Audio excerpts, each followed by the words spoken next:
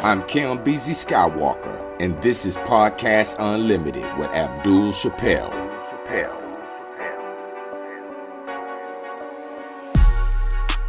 On this edition of Podcast Unlimited, you will be hearing a conversation between myself and Abdul Chappell, which gives you direct information from Abdul Chappell.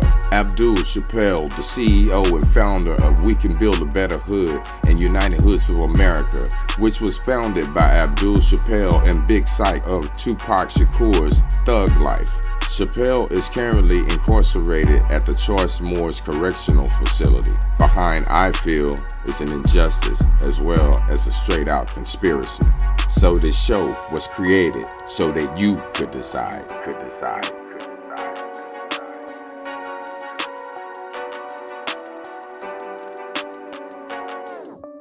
The free call from Abdul Chappell.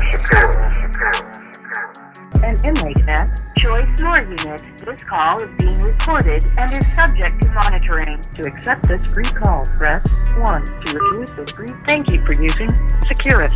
You may start the conversation now.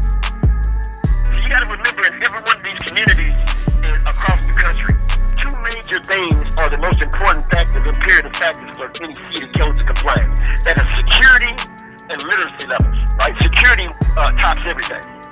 So when you raise lowering crime and raising the literacy levels, helps the security. The number one issue is security.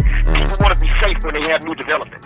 People want to be safe when they go to the ATM machines. People want to be safe when they go to the store. People want to be safe in their communities. Right. So if you're providing activities that lowers crimes based on the fact that when you raise literacy levels, what does that do? It gives people more access to the educational opportunities give them more access to jobs, to trades, to put them in a better position where they can work. If they're working, they're not doing crime. So this is why I was saying with the transitional point program, when you present the transitional point program, it's really when you say, hey, look, the reason why this program we know is effective because the program itself is written by someone who spent over 2 decades in prison. Started gangs, was shot 6 times, been through overcome addiction.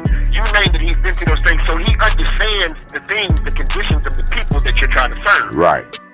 Once you break the ice with people, once people know that the program is created by somebody who has been through what they've been through, it's more relatable. They become more open to it. Then you start telling them, and the reason why I gravitate towards this program is because I too myself have, been out in the streets. I understand how it is living in these conditions. So you have a receptive audience. I know it works. I'm doing it here. You're right. I'm doing it. I got 80 people in one class. It's the lowest ever been down to, and that's because the call out didn't come out right, was maybe 55, 60 people. And we got blacks, whites, Mexicans, Christians, Muslims, Jews, all different types of people in the classroom because we all have similar issues. The only way to get across to people is to get them to understand that, bro, this mind frame of thinking that you're a thug and a criminal, you got to get out of that mind frame. Right. You got to get yourself back into the likeness of what God created you to be in the first place and become civilized. The reason why you got a problem with the law is because you're doing wrong. You got to get out of wrongdoing. You ain't gonna have a problem with, I'm not saying that police are perfect. I'm not saying that there ain't no racist police. But you will lower the chances of your engagement and conflict with the police if you're not doing anything wrong. You can be a perfect example for the community, but if you're standing out on the corner and all your partners are selling dope on the corner, you think you ain't, what is the likelihood of you not, come on man, you're going to be caught up in the situation based on the energy that's gravitating toward them. If you're around it, you're going to get caught up. You're going to get caught up.